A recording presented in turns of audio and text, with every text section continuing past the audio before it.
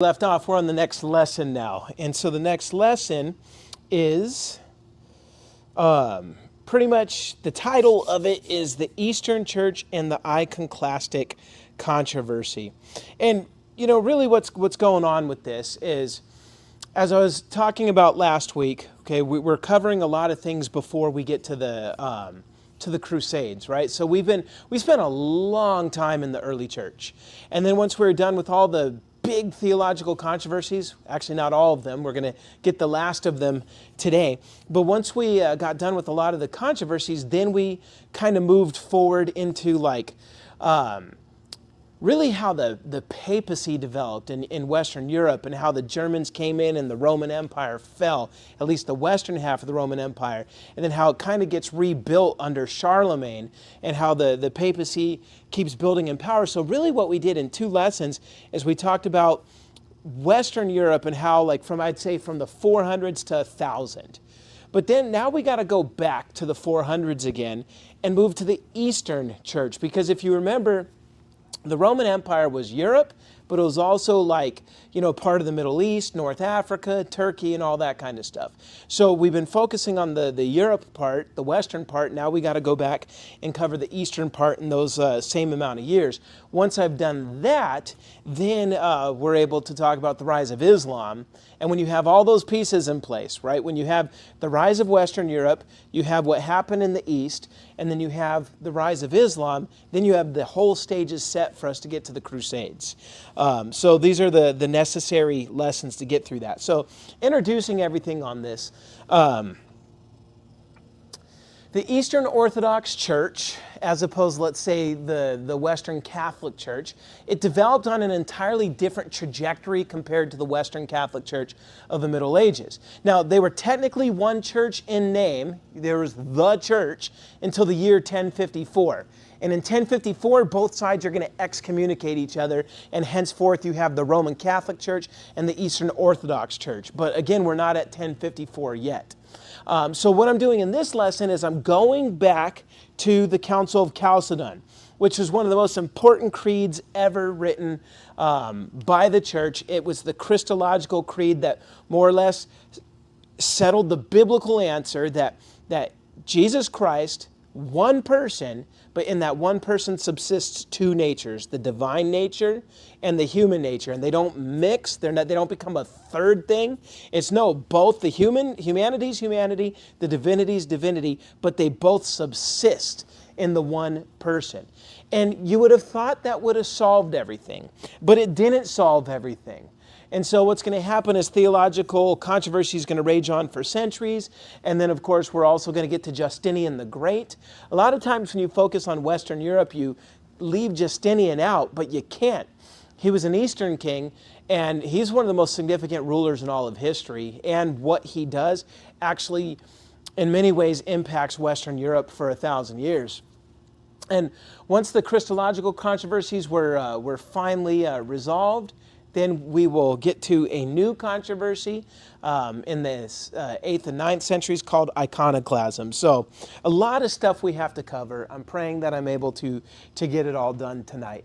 And so moving to the first slide then, let me quickly talk about the Byzantine Empire and the theological disputes, really just to give you, what we're talking about here. So you may have heard the phrase Byzantine Empire. What is that? It's just the eastern half of the Roman Empire, right? You had the Roman Empire, and after the Council of Chalcedon in 451, historians start calling the eastern half of the empire the Byzantine Empire. Why? Because the western half of the empire is crumbling, and it falls just 25 years later, completely falls. And yet, it just doesn't feel right to call the eastern half of the empire Rome. They saw themselves as Roman. The Muslims saw them as Roman, but Rome is in Europe. And the Eastern Empire is ruled out of Constantinople, which is in modern-day Turkey. And Constantinople was built over a previous city called Byzantium. So that's why they call it the Byzantine Empire. But just know this, whenever we say Byzantine Empire, we are talking about the surviving eastern half of the Roman Empire. So it's not like a new empire came into existence. It's just the nomenclature or the name changes at this point. Now, as I said, the western half was soon to fall, and it would be replaced by a new Europe with a Gothic flavor. We already talked about that over the last 2 lessons. Another thing I need to point out is in the 7th century, which would be the 600s, the Persian Empire, the Parthians, conquered much of the Byzantine Empire. They almost got rid of the Eastern Empire, the Byzantine Empire. But from 622 to 628, the Byzantines made a comeback, and their comeback was so spectacular that they went straight into the heart of the Persian Empire and destroyed it once and for all. So those Parthians that always gave the Romans such a hard time get utterly and finally destroyed by the eastern half of the Roman Empire. And that happens at the Battle of Nineveh. So anyhow, you would think that's a good thing. The Persians are defeated, the Eastern Roman Empire, the Byzantine Empire is safe. But it's not. Because what happens is when you destroy the most powerful Middle Eastern empire, right around the time that the Arabs are all rallying around this new religion called Islam, you've now just created a power vacuum because the Persians are destroyed, and so the Muslims are going to sweep up into Iran and Iraq and take over the Middle East with almost no problem. And because they're able to fill that vacuum, now you have a new threat that's going to be going after the Byzantines for the next few centuries, and eventually they're going to eradicate them. The Byzantine Empire does not exist anymore because Islam destroyed it. So the Byzantine victory over Persia actually sealed their later fate by them being destroyed by the Islamic Empire. So just, one of those interesting things of history to know about. Now, kind of getting to the theological controversies, right? So I've given you just a quick overview of the political history going on there. Theologically speaking, problems are only going to get worse after the Council of Chalcedon. So remember, the Council of Chalcedon settles the big Christological debate. That is Jesus man? Is he God? Is he both? Does he have one nature, two natures? Is he two persons, one person? And again, the creed's like, Jesus is one person, second person of the Trinity, the Logos, but in him subsists the two natures, divine and human, right? Without confusion, without them being mixed or anything like that. So you'd be like, great, problem solved. No, 230 more years of problems and debate. So the Eastern Empire, as it's being attacked by Muslims and, Persians first and then Muslims after, also you have them tearing themselves apart over these theological controversies. Now, in this time and in the midst of these controversies, there were 4 parties, 4 religious parties in the aftermath of the Council of Chalcedon. You had the Monophysites, you had the Cyrillian Chalcedonians, you had the Diophysites, and you had the Origenists. And if you don't know who these groups are, shame on you. No, I'm just kidding. Like, why would you know? So I'm gonna explain them now. Now, the Monophysites you might have heard of because, that's kind of if you're vaguely familiar with church history, then you might have heard of the Monophysites. If not, no worries. I'll explain them real quick. The Monophysites would not accept the Chalcedonian Creed. They would not accept a statement that said Jesus had two natures, divine and human. And they got a lot of reasons for this. And just to let you know, they weren't the majority group, but they were the largest group in Egypt and Syria. And this is going to impact the way church history plays out, and I'll explain why a little later. But they insisted on the language of Cyril of Alexandria. I'll call him Cyril because that's what all the professors say, and they all got their PhDs, all right? So Cyril of Alexandria, if you remember, he was the big one saying that we must proclaim that Jesus is God, that he's divine. Well, what about his humanity? Cyril would believe most likely what the Chalcedonian Creed came up with, but he died before that creed happened. The problem is the language he used was different than what was used by the creed. So what he taught was there was one nature, not two. And whereas, the creed's going to say there's two natures, divine and human. But here's the problem. And by the way, this is why we call them Monophysites. Mono means one. Physite comes from physis, in Greek, which means nature. And so that Christ, it's the position that Christ only has one nature. They argued that you cannot make the distinction between person and nature the way the Chalcedonian Creed does so. Now, I do want to say there are moderate and extreme versions of monophysitism.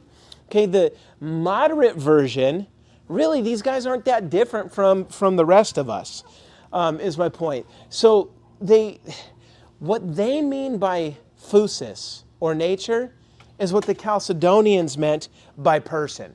Okay, what they meant by nature is what the Chalcedonians meant by person, right? So they weren't far off from each other. They're just disagreeing over terms, over nomenclature. If you really got down to it and say, what do you mean by this word? Oh, by that word you mean what we mean by this other word. Well, we don't want you using that word. Well, we're going to use that word. And that's ultimately where the disagreement was between the moderate monophysites and the Chalcedonians. And honestly, this was a big revelation for me years ago when I was arguing with a Coptic Orthodox, an Egyptian Orthodox, priest, and I was saying, well, you guys are monophysites, you're heretics.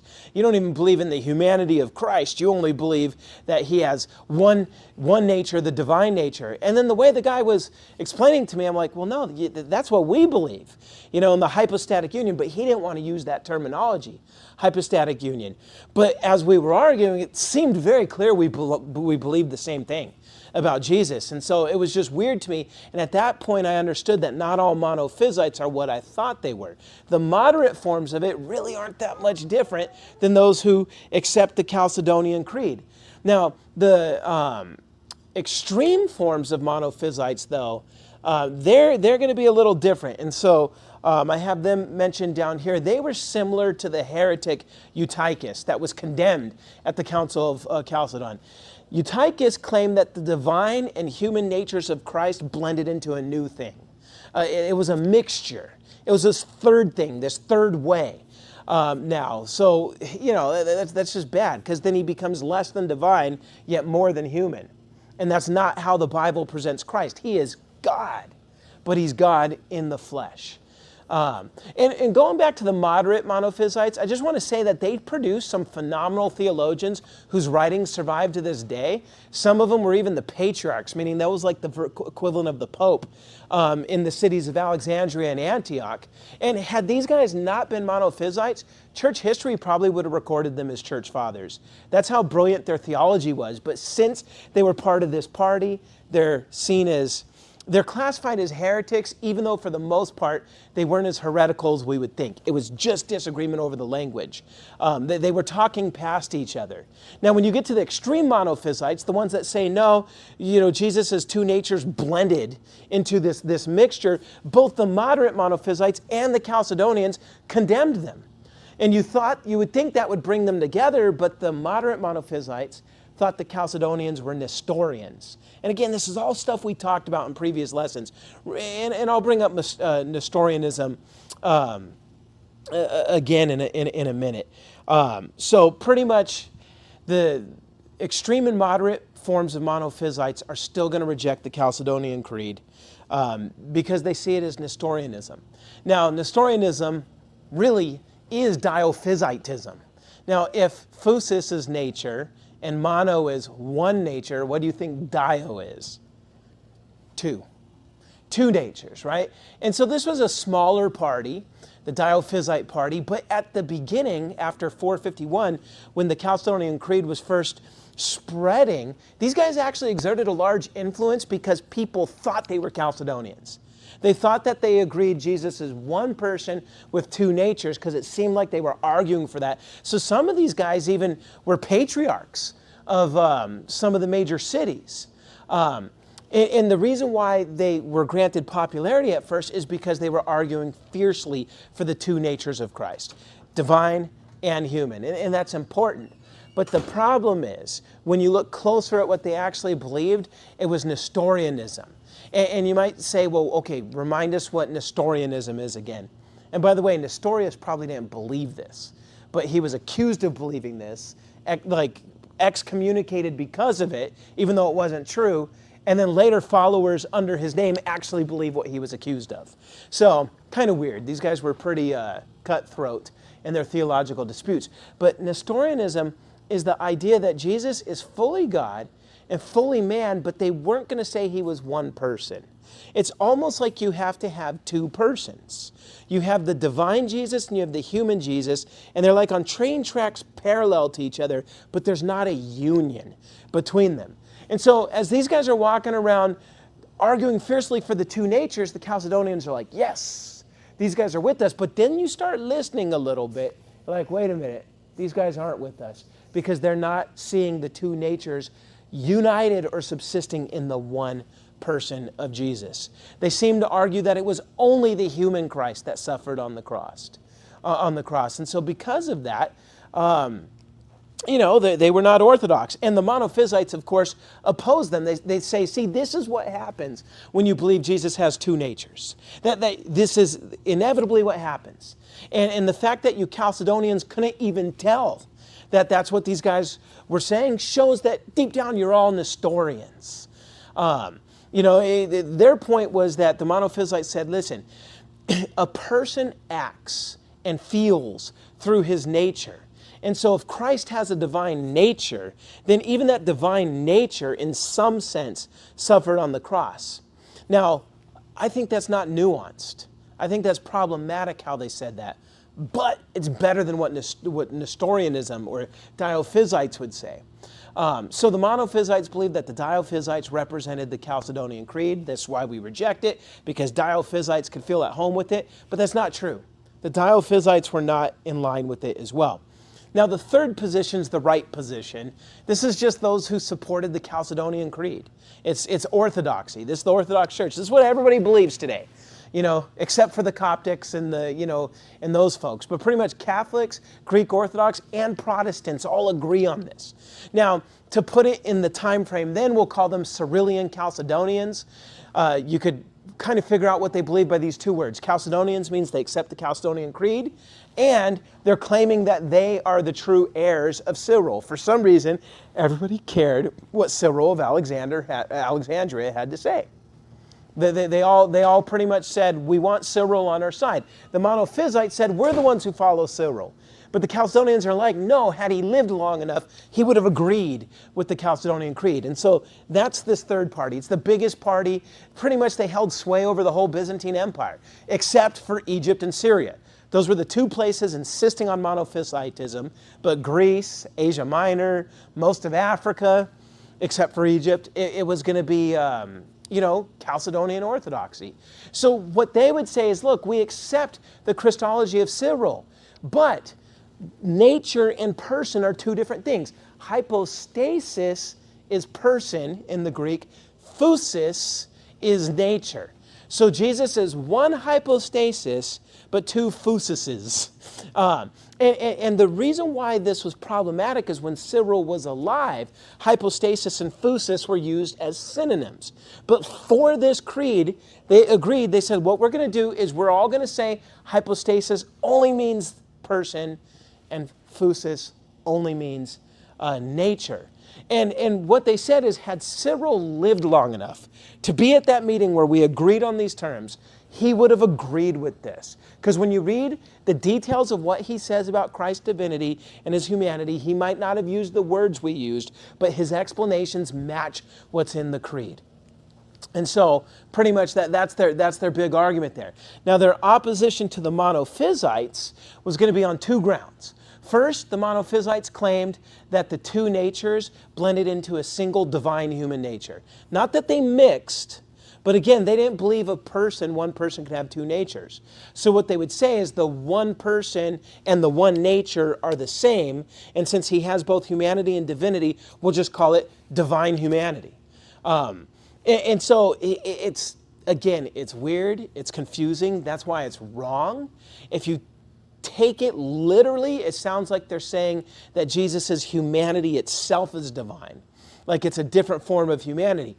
But again, you talk to the Coptic Orthodox, that's not actually what they believe, even though that's what the words they say would make you think they believe. And so that ends up being the problem with this. But, the Chalcedonian, the Cyrillian Chalcedonians are like, no, you can't do this. The two natures have to remain separate. Don't say he's got one divine human nature. Say he's one Christ with two natures, divine and human. That is what's more accurate. Now, the second thing that they fault the Monophysites for is the Monophysites said we can never accept the creed because it betrays the language of Cyril. And this is where they're saying, but it doesn't betray the concepts of what he said. And furthermore, we recite his creed. There was a creed that he put out there, a formula in worship where Cyril would say, one of the Holy Trinity suffered on the cross. Right? And that would be a statement that only makes sense in light of the hypostatic union. And so they're like, we're not Nestorians. We quote Cyril on this. And so you Monophysites just don't understand, and you're misrepresenting us. Okay, then the fourth party, the Origenist party. And again, all this is the aftermath of the Council of Chalcedon. Supposed to bring the church together in the East, divides it four ways.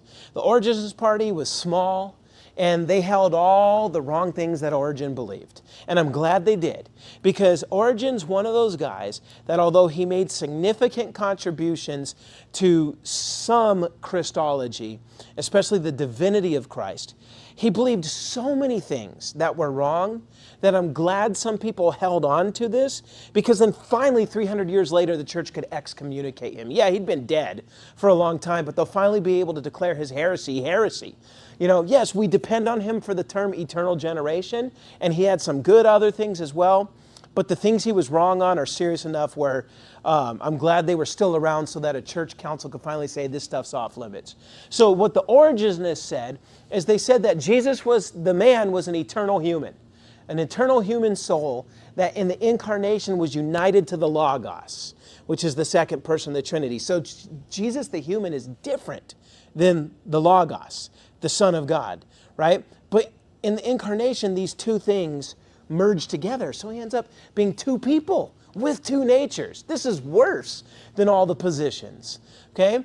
And and so the Logos to him, or to this position, wasn't the flesh, it became the eternal soul of the human Jesus. And so, and there's other problems. They believed in universal salvation, that everybody's going to be saved.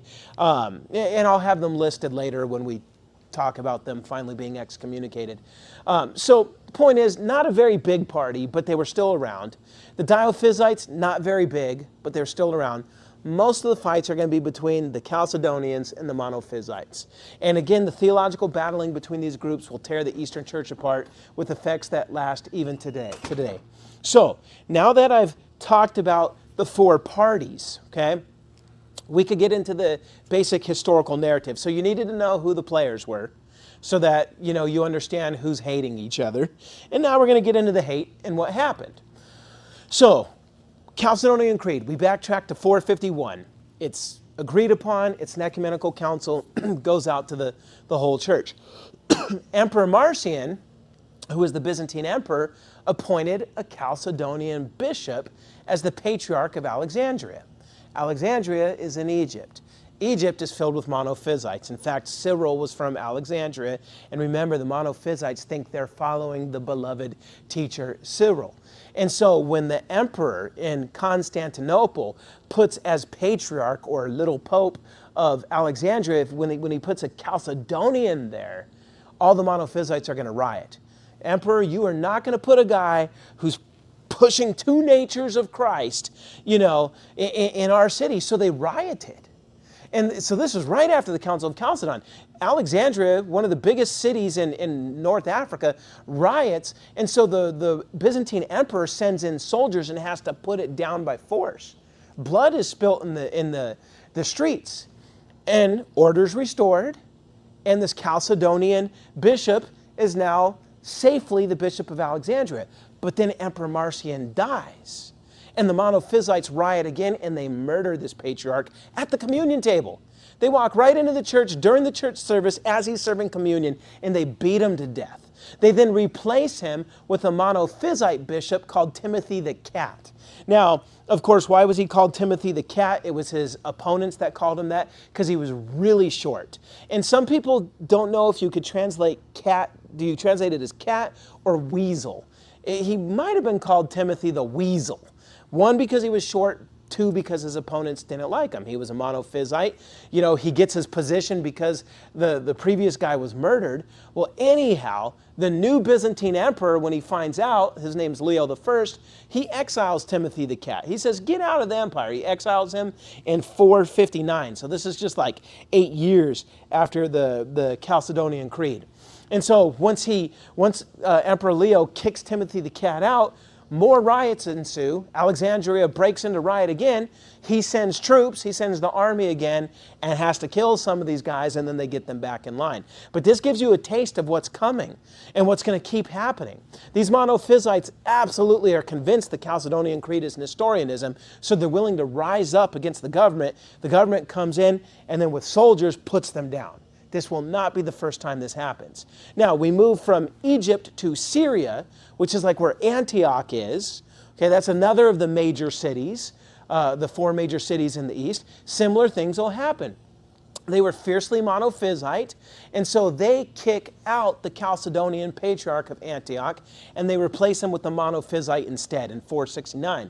Emperor Leo, the same guy, banishes that monophysite patriarch in 471. And so then and there'll be riots there, and they got to be dealt with as well. Now, there's one thing you got to understand with this. It's not just theology that's driving this. It's nationalism. And if you guys understand what nationalism is when you have an intense pride in your ethnicity, your language, and your culture. Okay? Now think about it. The Roman Empire united the whole swaths of the world under a single culture. And in the eastern half of the Roman Empire, that culture was a Greek culture. But Egyptians and Syrians aren't actually Greek. They're Semitic peoples with Semitic languages. Well, at least the Egyptians at that time. The ancient ones weren't Semitic. But at this point, they were. And so it's like, why are we speaking Greek? Why are we singing in Greek? Why are we taking orders from this Greek city in Constantinople? Or pretty much this Greek government ruling from this Greek-built city in Constantinople.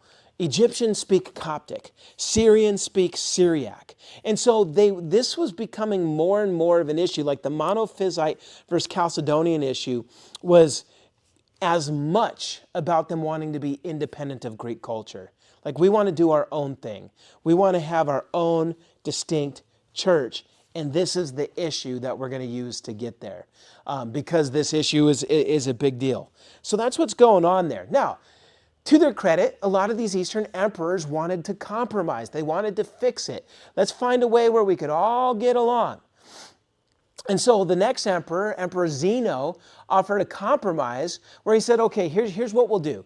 The only test for orthodoxy in the Eastern Empire was the first 3 ecumenical councils, the Council of Nicaea and the Council of Constantinople. Those settled the Trinity, and then the Council of Ephesus, where Pelagius was kicked out, right?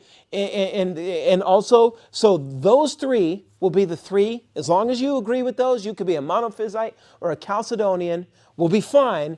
And then we will also condemn Nestorius, okay, meaning we don't believe Jesus is 2 persons, and we'll condemn Eutychus. We don't believe that Jesus blended divinity and humanity into a third thing. If we could all agree on that, we should be good. And the monophysites are like, deal. We can agree with that. That'll work. And so for a while there was peace in the East. But this is where the Western church is going to come and mess things up. Now understand that the Western church at this point is not like Charlemagne's church. Okay, the Germanic Goths have pretty much destroyed the old Roman Empire. But you don't have this new Gothic version of Western Europe yet, with the Pope kind of over it. The Pope was still connected to the East, right? And he still looked to the Byzantines as his protectors at this point. So, I'm saying this so that you don't assume the stuff that I said in the last lesson was still at play here. No, this is kind of what was going on 2 lessons ago. So what I talked about 2 lessons ago with the Western Europe, we're in the same time frame now on the Eastern half, but we're going to move through the timeline pretty fast today. But anyway, getting back to what I was saying about that, the Western Church is going to be furious. They're like, how could you do that? The Chalcedonian Creed was accepted because Pope Leo I wrote the tome. And the tome was critical. Everybody read it and said, this is brilliant. This is true Christology. And it ended up in the Chalcedonian Creed, and that's why everybody accepted it. But now the Eastern Church is acting like the Chalcedonian Creed doesn't have to be listened to, but only the creeds before it does. And so you're slapping Pope Leo and his contribution to the face. You're slapping the Western Church to the face. And honestly, you're opening the door for apostasy. Monophysitism is an apostasy. And so pretty much Pope Felix II, from 483 to 492, so this is right after the Western Empire fell. Again, they still saw themselves connected to the East. He excommunicates his emperor. Emperor Zeno, and he excommunicates the Patriarch of Constantinople, which is his equivalent. I want you to understand this. The top dog in the Eastern Church was the Bishop of Constantinople. The top dog in the Western Church was the Pope. Now, they would have been equals in the world at that time, and yet the Pope Felix, thought he had the ability to excommunicate his equal. And so he did. He's like, I've excommunicated you and I excommunicate your emperor. And the two churches were split for 35 years. Now they'll come back together after 35 years. That's why we don't count this as the split between East and West. But it was a taste of what was to come. Now the next emperor, Anastasius, 491 to 518 are his reign dates. He responds to the Pope by moving even closer to the Monophysites. Oh, if the Western bishop's going to tell us that we're wrong on this, then maybe we're on to something. We'll become even more Monophysite. And so what Anastasius did is he condemned Leo's tome and the Chalcedonian Creed. Even though they were ecumenical, well, the creed was ecumenical, he says, nope, it's heresy. And so he then even changed the revered words of worship, where it ended up being a Monophysite type of worship phrase. And when that happened, it led to riots in Constantinople, because the people of Constantinople, they believed in the Chalcedonian Creed. So just because this emperor's mad at the Pope, he's now siding with these Egyptians. And the Syrians know the people of Constantinople weren't happy with that, so they rioted, and the emperor almost got killed in this riot. The emperor himself, his own people, almost killed him. So he then reverted the words back to the Chalcedonian version, which ended up saving his life. But that shows you kind of where this is all headed. And so what happens next is when that emperor, Anastasius, dies in 518, he's replaced by a man named Justin I. And he reigned from 518 to 527. Now, he was not related by blood, but I don't know the circumstances of how he came to power. He was a Latin-speaking, Western-thinking soldier from Thrace. And so he had affinities with the West, affinities with the Pope. And so it's under him that there's going to be a reconciliation. Now, the fact was, the Monophysites might have liked the previous emperors, but the army liked this guy. They were loyal to him. And his advisor was his brilliant nephew named Justinian. And that name might sound familiar. He's going to become the greatest ruler the East ever produced. But right now, he's just a nephew and just an advisor. Now, this new emperor, Justin, was committed to both the Chalcedonian Creed and cooperating with the papacy in the West. So under him, the Chalcedonian Creed now becomes necessary. If you're going to be on good terms with the church and not be considered apostate, you have to agree with the Chalcedonian Creed. So what happened? The Monophysites in Egypt and the Monophysites in Syria, they rebel again, and they start rioting again. What does this guy do? He sends troops to both cities, and he gets them back in line at the point of the sword. Eventually he dies, and he is succeeded by his nephew, Justinian the Great. And look how long he ruled, 527 to 565. He is the most celebrated of all the Byzantine emperors, and probably in the top 10 most influential rulers in all of history. I mean, his significance and his achievements are still talked about today. Now, he was devout to orthodoxy, and he was a brilliant leader of civil government, so he knew how to lead an army, he knew how to run a government, he knew how to do theology, Dude was the total package. But he was hot-tempered and he was jealous, and he almost got himself killed early in his reign. Like, his people rioted and almost killed him. It was only him listening to his wife that actually got him to survive that insurrection. But after that, he sets up a very stable society. So and by the way, he's going to reign directly over as much as he could. And he was so busy with governing that his nickname wasn't Justinian the Great, but Justinian the Sleepless. Meaning a lot of rulers have a lot of bureaucrats that rule for them in certain parts, and then they just do the big picture. He did the big picture, he did the little picture. This man was made to govern. Now, Justinian had some outstanding achievements. First, he reconquers the West from the Goths. All those Goths that destroyed the old Roman Empire, he defeats them and reconquers most of Western Europe. And so under him, you have a united Roman Empire again under an emperor from Constantinople. It's the last time that'll happen. This will be the last time that you have a political unity of the Roman Empire. And keep in mind, this is a couple hundred years before Charlemagne, right? So we went back in time now, to talk about the equivalent history on the east side. But he's the one who defeated the Vandals. Remember, the Vandals were committing ethnic cleansing, genocide in North Africa, and trying to force everyone to be Arians, meaning like the heretic Arius, that kind of belief. And so he destroyed them in North Africa. He defeated the Ostrogoths in Italy and expelled the Visigoths from Spain. The Roman Empire, as I said, he reunited it. So that's the first thing. Under Justinian, you got the Roman Empire revived. But after he dies, the West is lost to them again. All these Gothics retake their parts back. Justinian also reformed the entire legal system that Byzantium inherited from old Rome, meaning like Rome way back to the 400 BCs all the way to now. Because Rome had the most sophisticated set of laws. Our Constitution took things from the Roman Republic. The idea, how many of you have ever heard of separation of powers and 3 branches and checks and balances? The Romans invented that. It's called a republic. It's a Latin word, res publica. We took the idea from them. Why do our buildings, our government buildings, all look like Roman buildings? To pay homage to the ideas we took from them. So Rome, even after they became having emperors and became a monarchy, they still had sophisticated laws. Justinian takes all these laws for well over 1,000 years, and he's going to synthesize them. He's going to remove the contradictions, the ones that are pagan, he's going to get rid of. He's going to give a new Christian foundation to all the laws, but he's going to create a legal code and legal system that not only is in his part of the empire, but for the next 1,000 years, all Western kingdoms, Western Europe, based their laws off Justinian's. So think of future kings of England, Justinian's law code. Future kings of France, Justinian's law code. This is going to be well in effect till after the Reformation. So that's pretty significant that he had that effect on legal history. And, and again, in his law code, slaves are now declared to be made in the image of God, and you can't treat them like mere property. They have rights. Where do you think we get some of these ideas from? We didn't just make them up.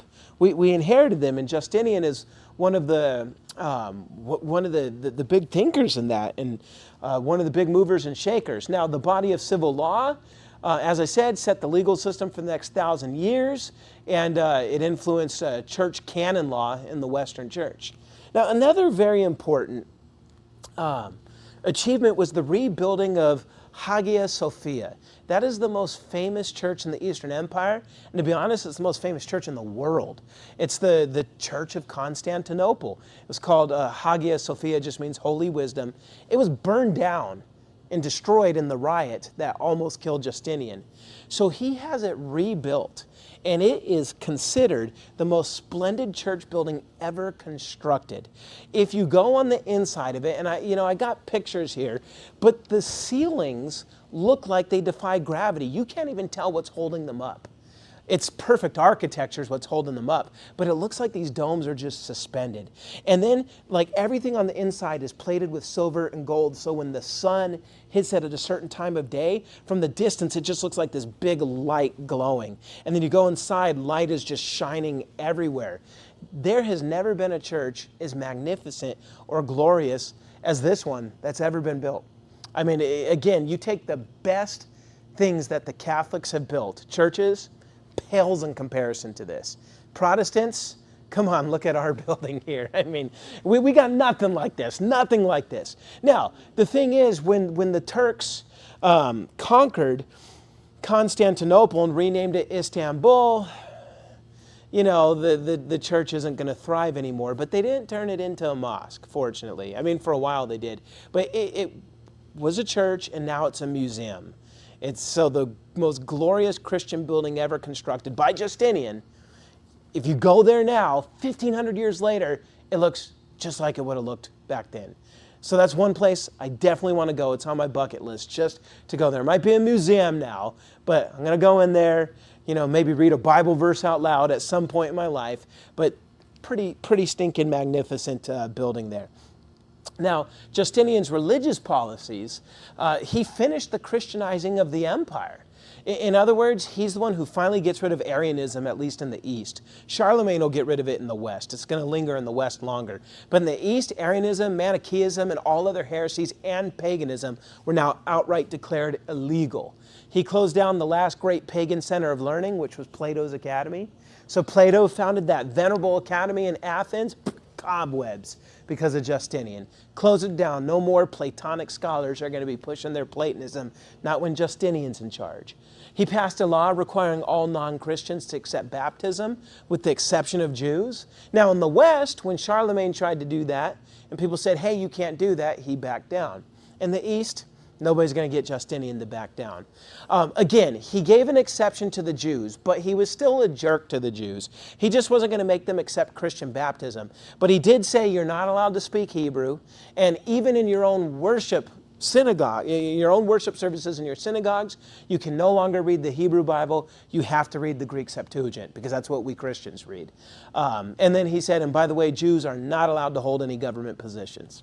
So, that's happened to us a lot in history, just to let you know, and Justinian is one more that did that. Now, when it came to the monophysites, Justinian doesn't treat them as heretics, and again, because most of the moderate ones weren't, he's going to accept a statement that will satisfy the moderate monophysites and most Chalcedonians. Again, spirit of compromise. Let's see if we could work this out. But when he did that, Pope Agapetus the first, he did not accept this. So he's going to make problems for Justinian. But I give this Pope credit. He visits Constantinople, and he walks into the emperor's palace as if he's an Old Testament prophet, like as if he's Nathan going up to David and like, you are the man. And he does that, and Justinian is like, you're right, I've sinned. And so Justinian walks back his decision and says, all right, you know what? I'm going to do what you called me to do. So Justinian deposed the monophysite patriarch of Constantinople. I mean, the patriarch of Constantinople is a monophysite. Justinian boots him out because this pope comes in. How dare you have somebody who doesn't accept the creed, and you're putting him in the highest position in the East? No. And so Justinian agrees, he gives in. So that's interesting. Another thing with Justinian's religious policy is he destroys the Origenists, finally. And he condemned their teachings. They taught that all human souls are eternal, meaning that we have always existed. We've existed as long as Christ has existed. It was just a certain point in time where we got our bodies. That's heretical. He taught universal salvation through apocastasis. Apocastasis is the idea that all that exists emanated out from God, and eventually everything's going to be sucked back into God. Therefore, everything's going to be redeemed, including Satan. That is heretical. It's an error for sure. Origen and his followers taught that we're not going to have a physical resurrection, but it'll be a spiritual resurrection. And then again, as I said, they thought the incarnation was the uniting of the eternal human Jesus with the second person of the Trinity, rather than the hypostatic union. So just all sorts of problems. Justinian went after them, and there's going to be a council, another ecumenical council that is going to finally condemn Origen and his followers, and he's going to be excommunicated. Justinian also knew that if he's going to have peace with the monophysites, he has to condemn the diophysites, which were the Nestorians. And so he outlawed their formative writings. But then this made the popes in the West mad, because even though they weren't diophysites, they felt loyal to some of the early diophysites, since some of the early diophysites were loyal to Pope Leo. So because of that, they're going to oppose Justin. So you're going to have battles between Justinian and the next pope, and they're very strange. Justinian's like, all right, this pope, I'm not going to let him knock us off course on this. So he actually has the pope kidnapped. Justinian sends some people to Rome, go get me that pope, bring him back here. And then he gets brought back to Justinian. Justinian bullies him, and then the pope's like, all right, I support your position. Well, the West was so disgusted with their pope for doing this that they excommunicated their own pope. And so the pope then recants so that he could regain his position. And once he recants, he now starts opposing Justinian. And now, of course, he's away from Justinian now, so he gets brave again. And so what Justinian's going to do, he's going to be like, all right, we're just going to settle this with another ecumenical council. So he summons the Second Council of Constantinople in 553. Most of the attendees were Eastern. And the Christology of the Chalcedonian Creed was strengthened in this one. So it didn't do anything new, but it clarified something that wasn't said in the first creed. And it's this, that the single person of the incarnate Lord was none other than the Logos, or the second person of the Trinity. Now, hopefully you could tell that is against Origen. This is where they're condemning Origen and his followers, that it is the second person of the Trinity, the divine person, second person of the Trinity, that has the divine nature, but then added the human nature to him, right? And so this makes it, so when you add this to the Chalcedonian Creed, now you have a complete Christology. It was also declared at this council to end all arguments. You monophysites claim you follow Cyril. Well, we're telling you right now, we're all agreeing that Cyril meant, when he said phusis, he meant person, hypostasis. Okay? We don't mean that, so we don't disagree with him, so you need to get in line. What we mean when we say phusis is divine and human nature, and it subsists in the one person. As I said, Origen and his writings were declared to be heretical at this council. He was posthumously excommunicated. And again, it was his troubling doctrines that were the cause of that decision. And again, pre-existence of human souls, spiritual resurrection, universal salvation, all that stuff. No bueno. Now, one other thing about the Second Council of Constantinople that's worth saying is that this council also affirmed that Mary is a perpetual virgin. So as Protestants, we don't believe that. But they claim that, the womb of Mary had to be special. Okay, it had to be a temple that was only fit for God himself, and it would be defiled if any other human ever grew in that womb. And so no other child could be conceived in her. She could not have sex. Even so, Joseph had to marry her and never touch her, for the whole duration of their marriage. Now, we know there's biblical data that goes against this. Jesus had brothers.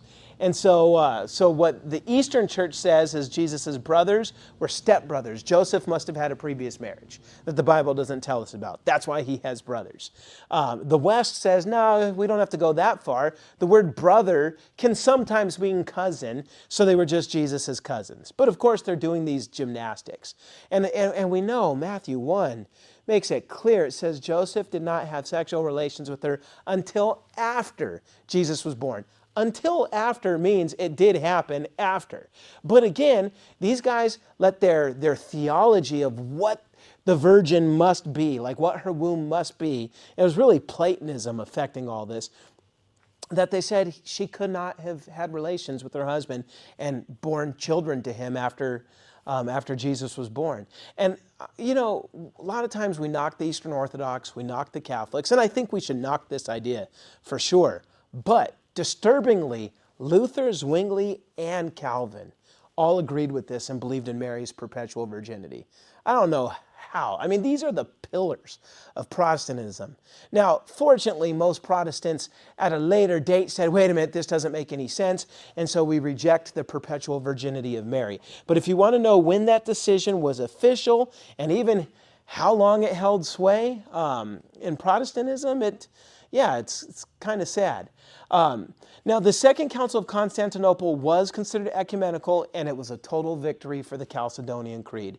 The church was now committed to the Chalcedonian Creed, interpreted in light of Cyril's theology, which should calm the monophysites down. That's the idea about this. And then the Origenists and the Diophysites, they're off the table. So this should have fixed things, but it didn't. And why didn't it? Because of nationalism. And that's why I got more nationalistic pictures up there. So pretty much, here's what happens. The West, even though at first they did not support the council, later they will. And so it is ecumenical.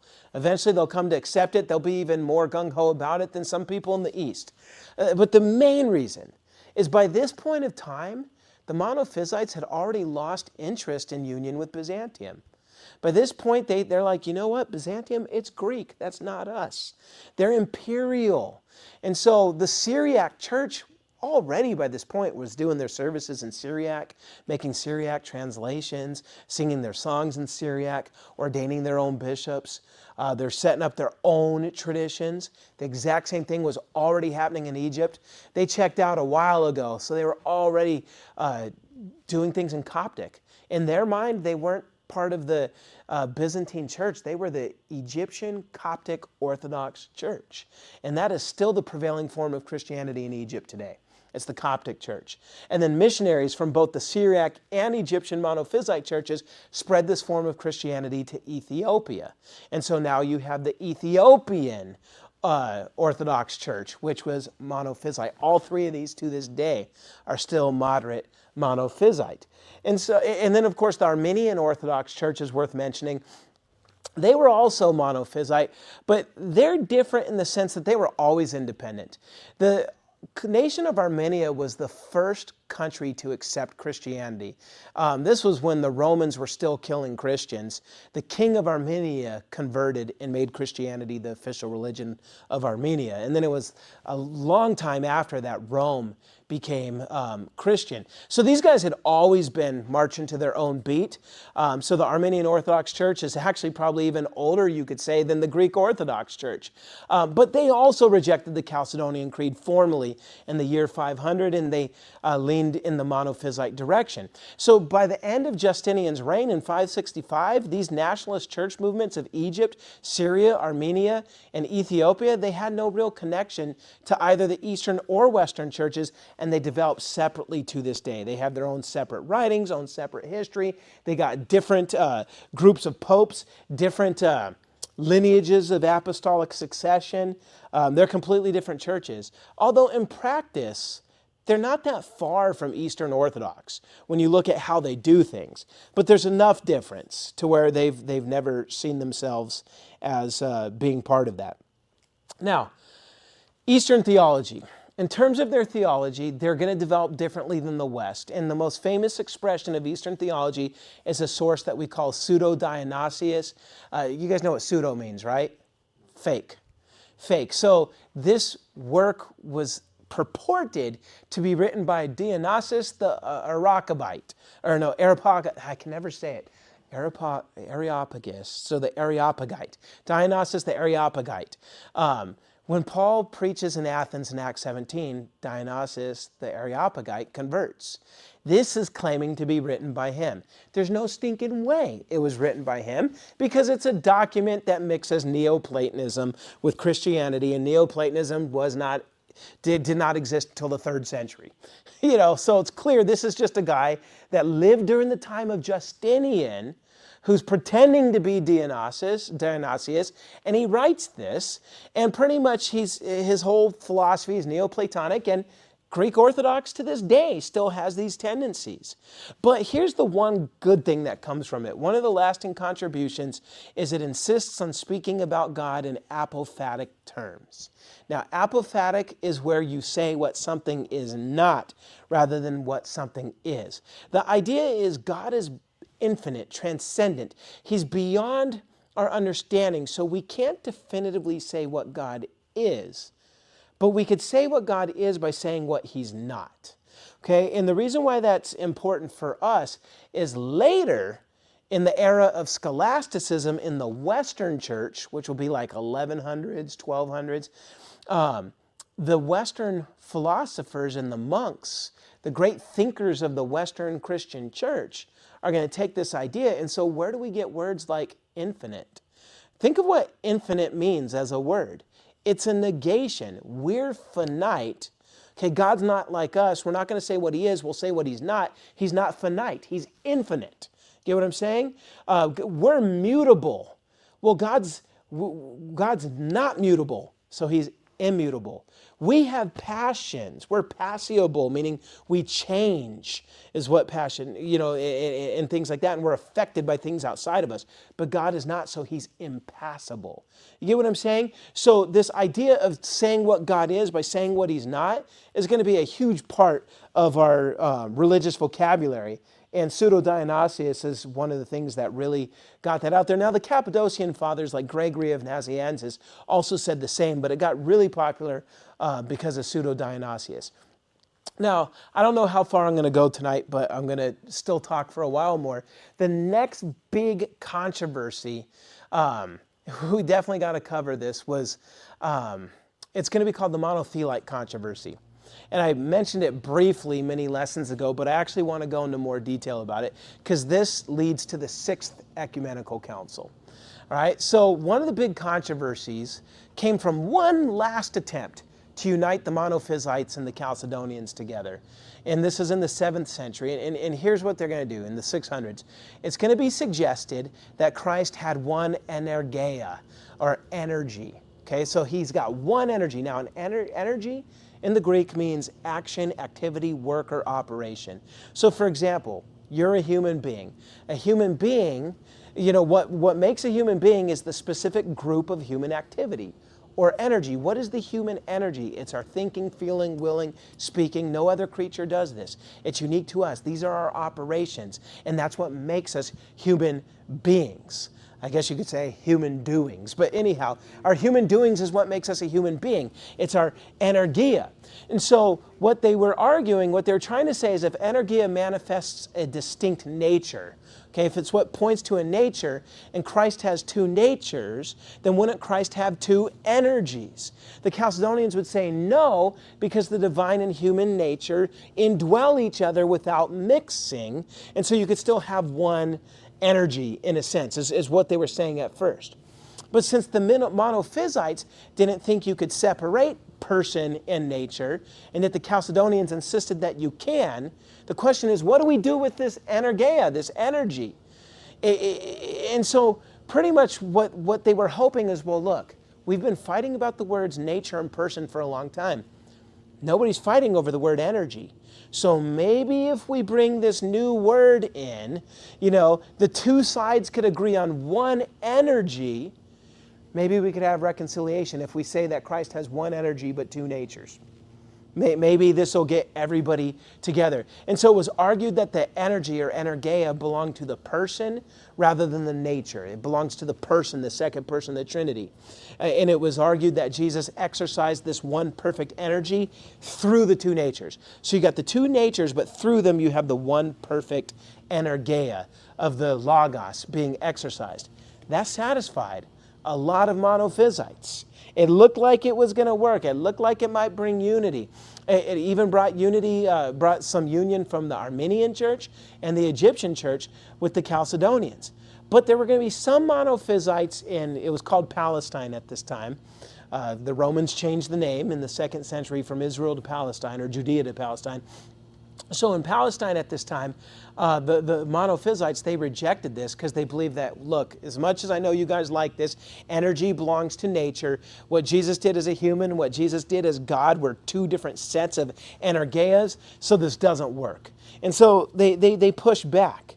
And what's going to cause this thing to explode is the Emperor of Constantinople is going to be like, all right, Pope in Rome, tell us what you think. And the Pope looks at this and says, what are you guys even talking about? Energeia, that's not a biblical word. So you're going to try to unite our Christology on a word that doesn't even appear in the Bible? No. Don't talk about energy this way. The Bible doesn't. Instead, drop the energy talk and declare that Christ had one will. Because the Bible does show that God has a will.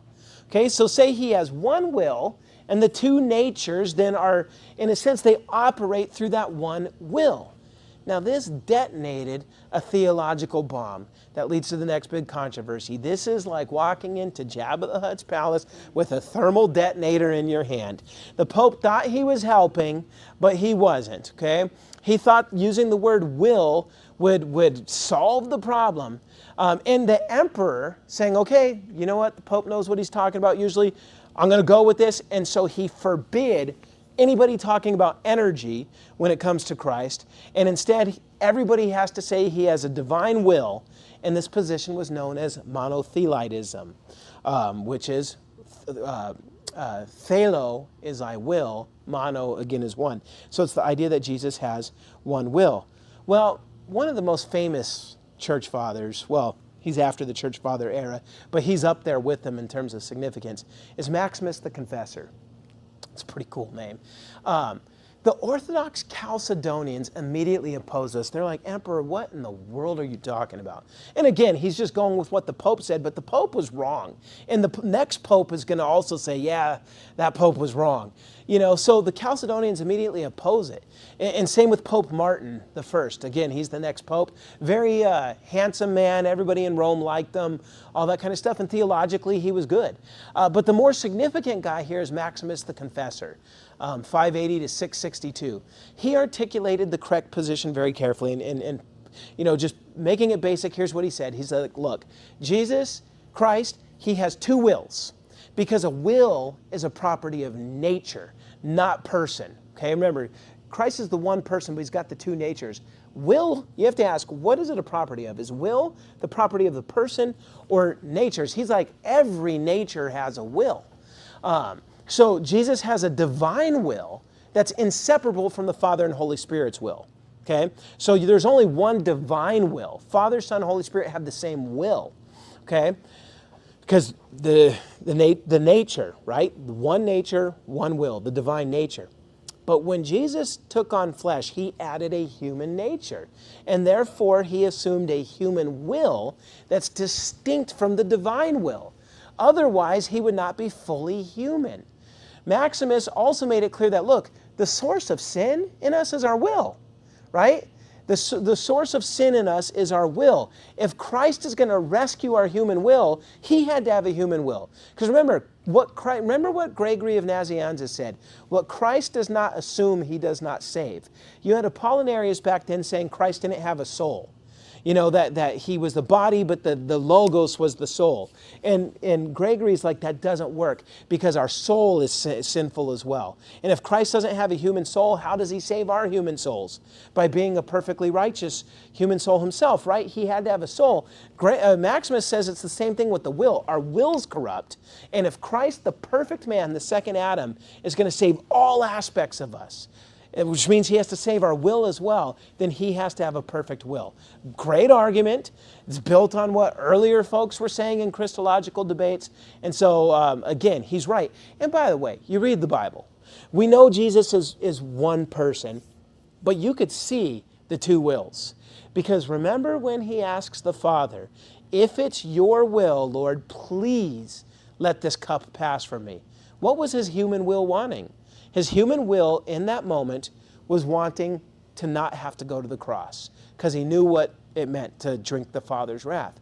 But then he says, not as I will, but as you will, right? And then he completely submits to the will of the Father. Now, Jesus' divine will was with the Father and the Holy Spirit. That was only one will. It's all the same. But the human Jesus, for a moment, said, is it possible that, I don't have to go to the cross? But it wasn't possible. And so then the human will yielded to the divine will. But that passage shows there's two. It shows that Jesus has the divine will and the human will. And Maximus was right. What he doesn't assume, he doesn't save. Now, his arguments were so forceful, so brilliant, that, historians look back on him, and he's on the level of Athanasius. He's on the level of the three Cappadocian fathers and Cyril. And so, because he was that forceful, that brilliant, that effective in convincing people of the biblical truth here, the emperor found him dangerous. But the emperor didn't touch him. But the emperor dies, and then his grandson becomes emperor. Constans, 641 to 688 were his dates, and he was a cruel authority, and he punishes Maximus. In fact, he sends troops, and they capture both Maximus and Pope Martin. Pope Martin was also writing the truth, and so the emperor has him tortured, and then releases him in such poor health that he releases him to a place of exile, and he dies because of his poor health. So he, in effect, the emperor killed this pope. And then Maximus, same type of thing. He's an old man, but what he wants to do to Maximus is he wants to make an example out of him. So he's a 74-year-old man, but he's like, I'm going to make a public spectacle out of this guy. So he threatens him, thinking he's going to get him to break in front of everybody. But all Maximus said is the emperor has no authority in theological matters. You're not God. You don't speak for God. You're just a man. You have no authority. What you say is useless in this context. The emperor got so mad he exiled him to Thrace. But from Thrace he continues to speak, continues to write against this monothelitism, this one will idea. And so then the emperor's like, all right, get him out of there. Let's put him on trial again. Out of fear, the rest of the empire verbally said they agreed with the emperor. They didn't really agree with them, but they didn't want to get killed. They were cowards. So like, okay, we're monothelites. But Maximus would not back down. And so the emperor would say, everybody agrees with me. Who are you, this one lone monk, to not agree with me? How dare you? And Maximus quoted Galatians 1:9. He said that if anybody preaches a gospel other than the one that has been preached, let him be anathema. He's like, I don't care if the whole empire says something different than the truth on this. They're all condemned, and then I'm not. And so pretty much after he responded with that, at the order of the emperor, they ripped his tongue out, and they chopped off his hand. That way he could not speak the truth, and he could not write the truth. And then he banished him, and he died from all this a few months later. So it seems like this evil emperor wins. But he doesn't, because the Third Council of Constantinople is going to settle this. So this evil emperor, Constans, gets murdered, in 668, and his son Constantine IV is a much wiser ruler. And so what he realizes, look, the empire is divided over this. My dad made them by force think they're all united, but they weren't. And so let's figure this out. Now the Muslims were invading during this time. After he defeated their invasion attempts, he then says we need to restore the religious peace. So he summons the Sixth Ecumenical Council, which is the Third Council of Constantinople, and that's in 680. Monothelitism was officially condemned. Maximus and Martin's biblical position won the day. Like all the theologians looked at it and said, no, this is right. Christ, because he has the two natures, has two wills. He has a divine will, which is one with the Father and the Spirit, and then he has the human will. So it won the day, and this finally brought to an end centuries of division concerning the relationship between Christ's divine and human natures. And here's one more thing you could say about this. All three great branches of the professing church, meaning the Roman Catholic, Eastern Orthodox, and Protestant, they all agree on the Trinitarian and Christological doctrines of these first six ecumenical councils. All three traditions agree on these, and this finally stopped the fighting within about who Christ is. And so this is why, like, you have a resurgence in what's called classical theism today, recovering the Orthodox Trinitarianism and Christology, because you cannot improve on what these guys put together over the course of these hundreds of years. Think about it. Some people have tried to come up with better explanations of the Trinity, like in the 1970s, 1980s. It's like, Come on. These guys were arguing about this and thinking about nothing but this from the 200s all the way until almost the 700s.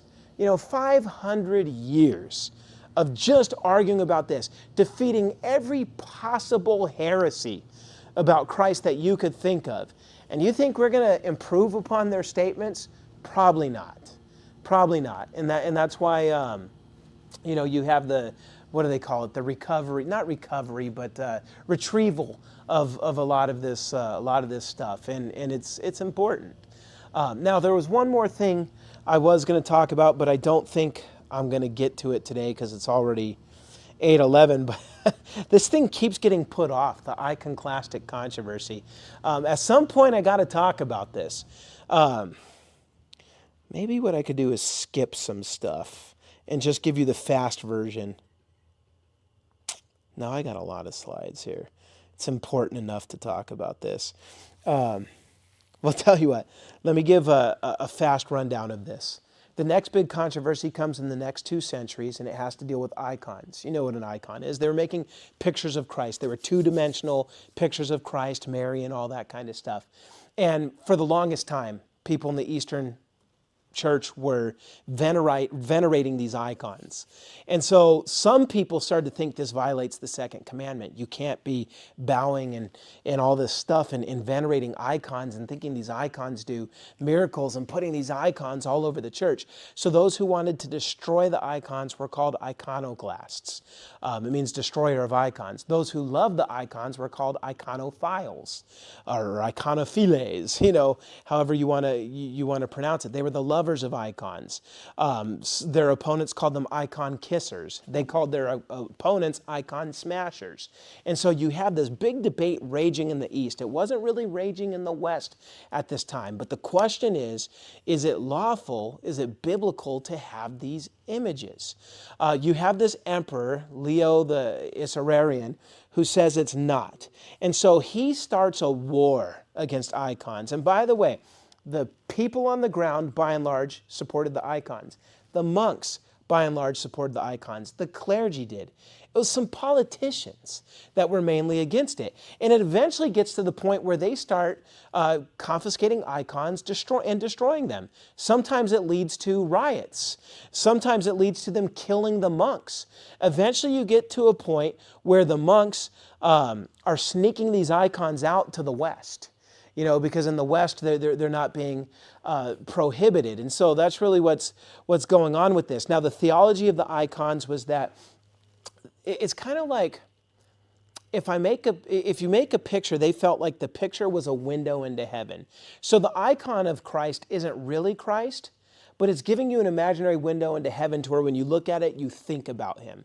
And so the iconoclast would be like you're worshiping it. He'd be like, no. Think of it this way. You have, let's say you're a man and you're married, you have your wife, you love your wife, but you also are going to have a lot of sentimentality to a picture of her.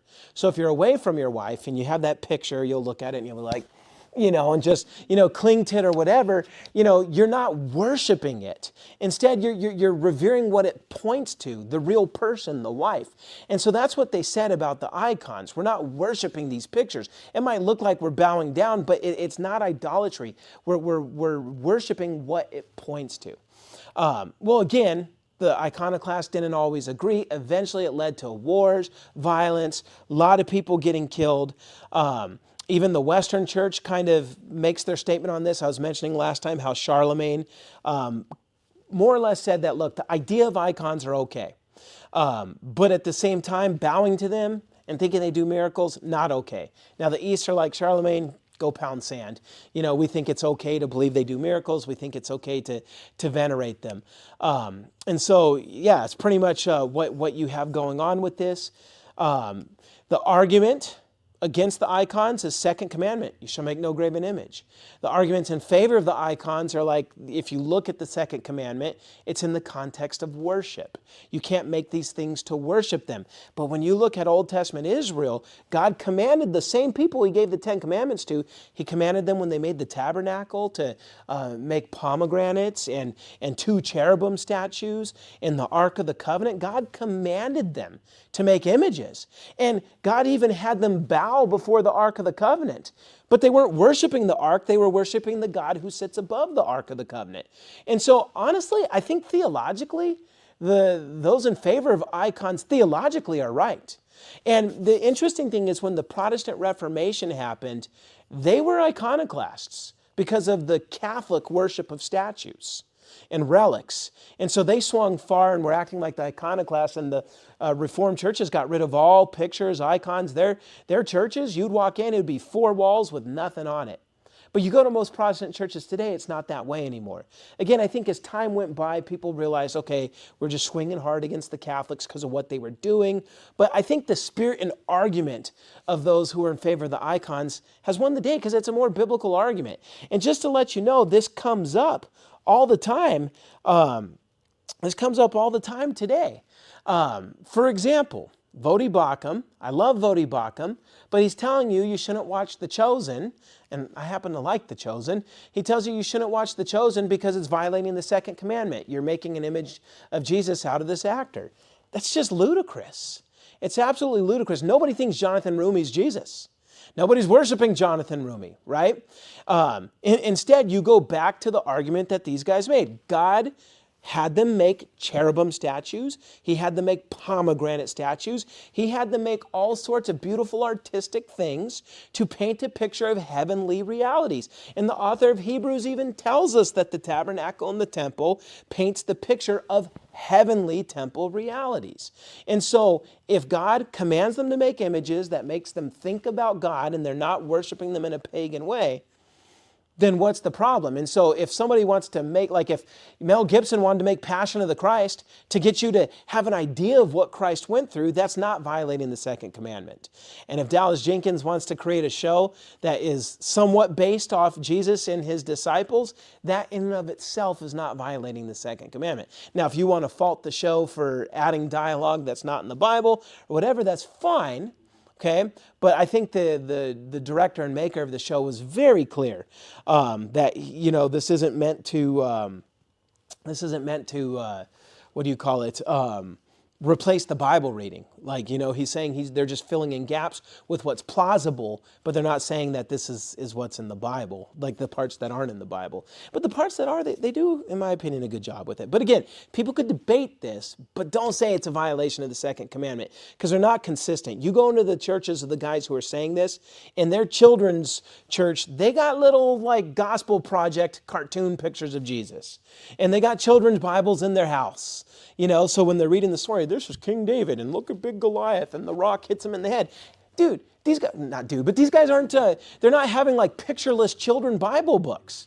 So again, they need to be consistent. But anyhow, with the Iconoclastic Controversy, I know I didn't go over all the slides. I had a whole bunch of them. I gave you guys the, the fast version, which is more than most people know, so that's all right. You end up with the Seventh Ecumenical Council, which is the Council of Nicaea II. And the years of that is 787, okay? It wasn't 7. Yeah, 787 is the second Council of Nicaea. This is the seventh of the ecumenical councils, and this is the one that says, look, icons are okay. Of all 7 ecumenical councils, Roman Catholics and Eastern Orthodox agree with all 7. Protestants historically agree with the first 6, but are iffy on the 7th, and it depends on what Protestant you talk to. But anyhow, let me conclude this. The Eastern Church and the Eastern Empire traveled very different paths than that of the West. Okay, we in the last two lessons talked about the Western Church. Now we've caught up almost on the time scale with the Eastern Church, and then next time we'll talk about the Islamic invasions, which will then set us up for the next era of church history, which would be the Crusades.